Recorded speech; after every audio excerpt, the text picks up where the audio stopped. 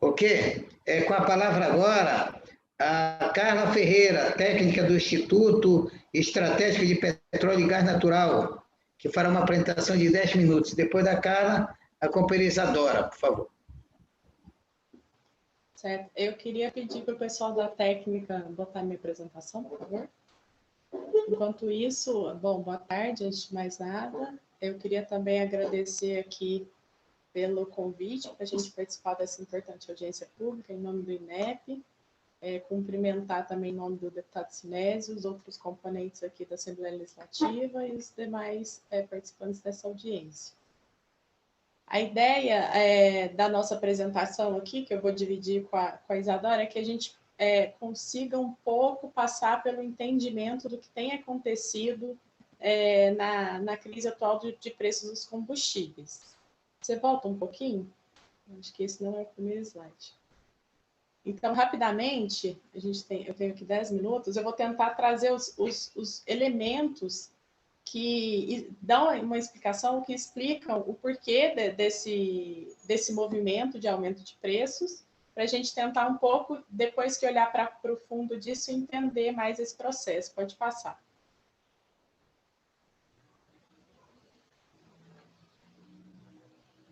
Pode passar, por favor? Você está travando? Bom, a primeira coisa a dizer é sobre para a gente entender o porquê desses aumentos de preços que a gente está vivenciando atualmente, é importante olhar para qual é a composição do preço do combustível no Brasil. E aí eu trouxe aqui um exemplo do óleo diesel. Então, como você pode ver ali em verdinho, tem a parte que sai do preço do combustível que sai da Petrobras ou que vem da importadora.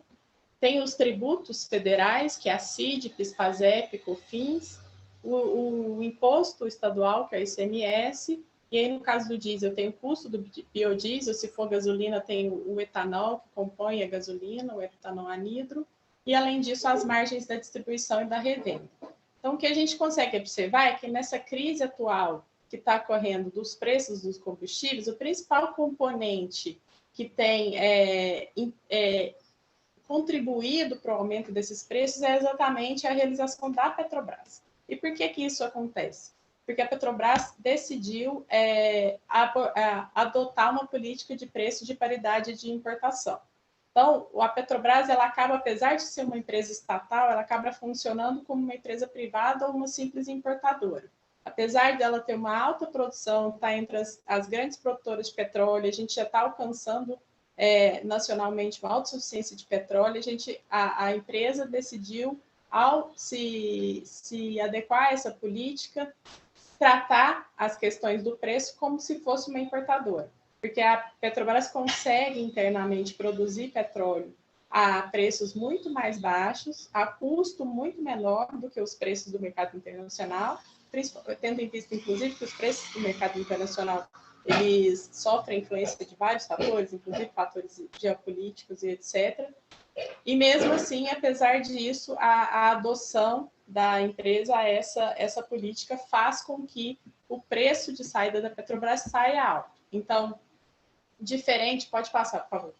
Diferente do que tem sido os argumentos e as medidas adotadas pelo governo, principalmente de bater muito na questão dos impostos, dos tributos, inclusive a CID, por exemplo, já está zerada há algum tempo, tem a proposta do governo atual de zerar por 2 meses o PIS/COFINS, e tem também uma pressão aos governadores para a redução do ICMS, inclusive com o projeto de lei de mudança da estrutura do ICMS, apesar do governo estar batendo na tecla da tributação, o que tem influenciado muito no aumento dos preços dos combustíveis, na verdade, é exatamente o aumento do preço do produtor, como a gente pode ver aí.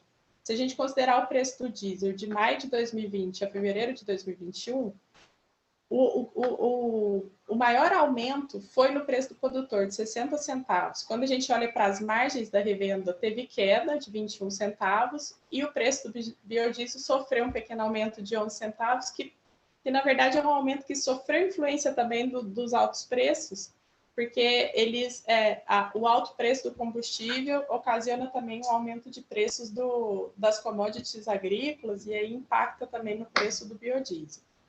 Os tributos, como você pode ver, não tem variação de preço significativa nesse processo, então eles não são o vilão desse aumento de preço. Então, a gente pode concluir aqui que a política, mesmo que a gente tenha redução de todos os impostos, se não alterar a política de preço da Petrobras, a gente vai continuar tendo aumento de preços numa alta volatilidade ao longo do tempo.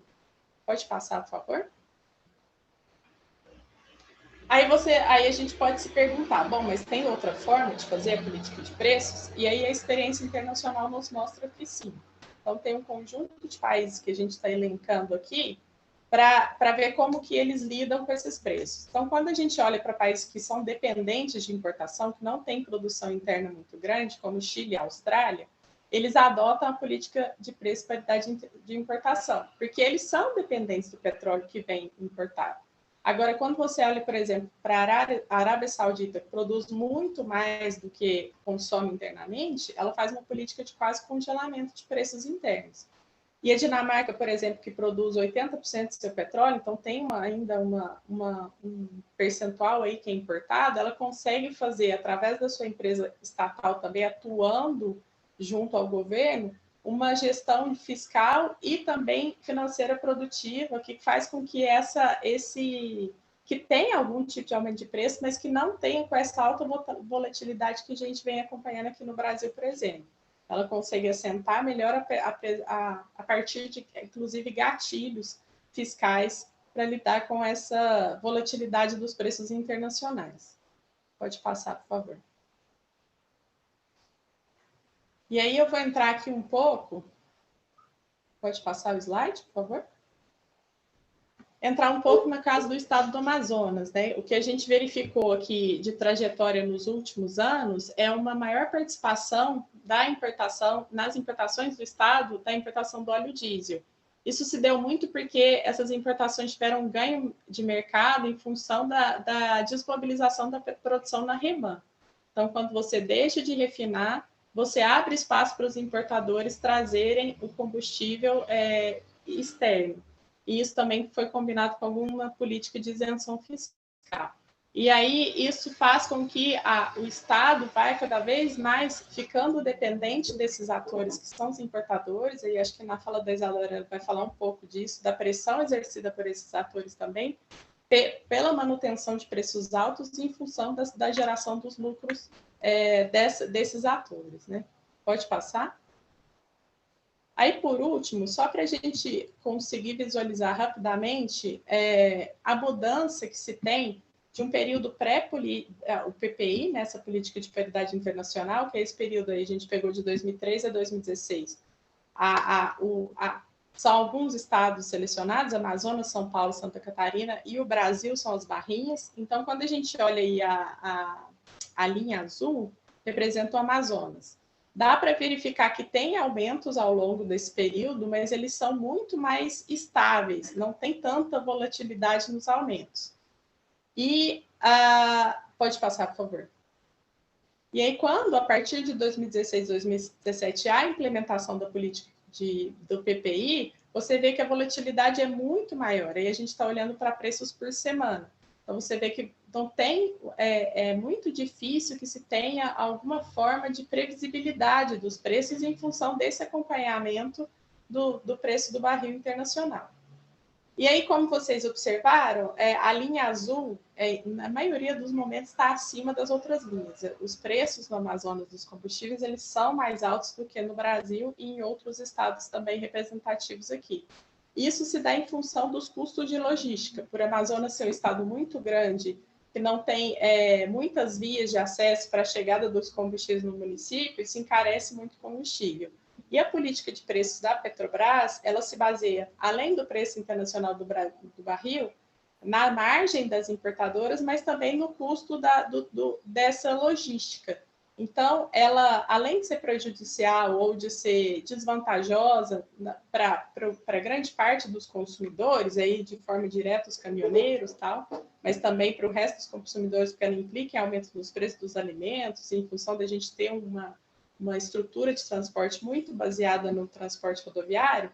Quando a gente olha para o trabalhador amazonense, ele sofre ainda mais com esse tipo de política em função das dificuldades logísticas específicas do Estado. Bom, o que eu queria trazer para vocês rapidamente era isso. Eu vou passar a bola agora para a Isadora, que vai complementar também um pouco da minha fala. Obrigada.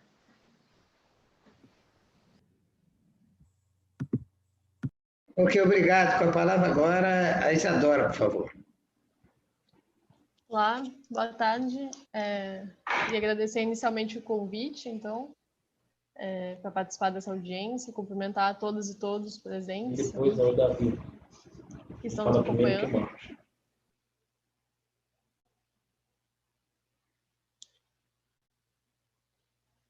Aí. Pode passar, por favor. Então, vou dar seguimento. Então, mais ou menos à luz do que a Carla vinha trazendo na apresentação dela, eu vou falar como que a política de preços atual da Petrobras acaba impactando os atores que compõem a cadeia de abastecimento atualmente.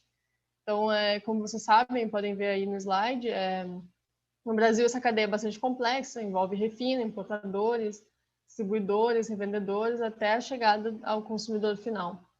Então, são vários atores, né, e nessa cadeia o que acaba configurando então, interesses muito conflitantes entre eles. E o que a gente traz aqui, o que o INEP traz como hipótese, é que essa política de preço atual acaba por criar mais e novas situações que tornam mais difícil a coordenação de todos os atores econômicos, políticos, sociais, desorganizando o mercado de abastecimento no Brasil. E, nesse sentido, também acabando criando um viés de alta permanente nos preços dos combustíveis. Então, a ideia nos próximos slides é tratar rapidamente, de forma simplificada e de modo nacional, o que acontece em cada um desses atores, em cada elo dessa cadeia de abastecimento. Pode passar, por favor? Aí, só para lembrar, como já foi abordado, a política de preço da Petrobras ela acaba se inserindo num contexto mais amplo de desinvestimentos da estatal. Então, no bojo disso tudo, há a redução de investimentos em refino e, nesse processo, a geração de capacidade ociosa nas refinarias. Então, o que a gente percebe é que nas últimas gestões a Petrobras tem tomado a decisão de reduzir a carga processada nas unidades de refino. E aí que a gente pode perceber nessa tabela é que o fator de utilização ele vem diminuindo. Atualmente a gente utiliza em média de 76% da capacidade de refino. E nesse processo o que interessa para a gente chamar a atenção é que ele acaba abrindo espaço no mercado brasileiro para a entrada de importadores de derivados, como a Carla chegou a mencionar anteriormente. Então, pode passar, por favor. Isso a gente pode perceber então, da seguinte maneira. De um lado, se diminui a carga de refino, de outro, aumenta-se a necessidade de importados. Aí o que a gente percebe é justamente um aumento nas importações de derivados. Por exemplo, a gente pode destacar um dado bastante expressivo disso, que desde 2018 para 2019, a importação da gasolina A subiu 62%. E ali no gráfico ao lado a gente também consegue ter uma noção desse aumento das importações de derivados energéticos, que é onde se encontram os combustíveis, e a gente consegue perceber que ela está em ascensão, né? Ou seja, o que a gente vê é que a PPI, que é a política de preço atual da Petrobras, ela viabiliza a entrada de um novo ator que não tinha relevância econômica política em tempos anteriores, que são os importadores. Então, hoje a ANP ela já tem mais de 300 empresas cadastradas com autorização para importar, sendo que mais ou menos 1/3 dessas licenças elas foram concedidas a partir de 2016, que foi quando se deu início à PPI. E pelo menos 25% dessas importadoras são estrangeiros. Ou seja, dessa forma, então, agora os importadores eles conseguem ter mais força, eles acabam sendo um novo polo de pressão no debate dos preços, pressionando para que se mantenha essa política de preços atual da Petrobras. Porque para eles acaba se tornando interessante, né? O custo que eles têm para adquirir o derivado no exterior, evidentemente, está atrelado ao seu valor no mercado internacional. Então, no fim das contas, a sistemática da política de preço atual, ela permite que os importadores possam concorrer com os produtos fabricados pela Petrobras. Ou seja, em função desse cenário em que o Brasil diminui, de um lado, o fator de utilização das refinarias e aumenta as importações, o país ele fica ainda mais vulnerável às flutuações do preço internacional de petróleo. Essas situações, então, elas estão combinadas, né? Pode passar de slide, por favor. E agora, para a gente entender melhor, então, por que o preço ele não diminui lá para o consumidor final, a gente precisa observar os elos da distribuição e da revenda. Quando a gente olha para a distribuição, a gente percebe que esse mercado no Brasil ele tem uma trajetória de concentração. Atualmente, a gente tem 4 empresas que concentram mais de 70% do mercado, de todo o mercado, no caso do diesel, por exemplo. E, na prática, o que acaba acontecendo é que, num cenário de desaquecimento da economia, por exemplo, em tempos pandêmicos, as distribuidoras elas acabam compensando a queda na demanda com a elevação do preço. Então, como o mercado ele é concentrado e como cada vez tem mais essa volatilidade nos preços que a gente tem visto, que cria muita dificuldade de previsão e planejamento para as distribuidoras, quando o preço aumenta, elas repassam o aumento, mas quando ele diminui, há uma tendência a não repassar na mesma intensidade.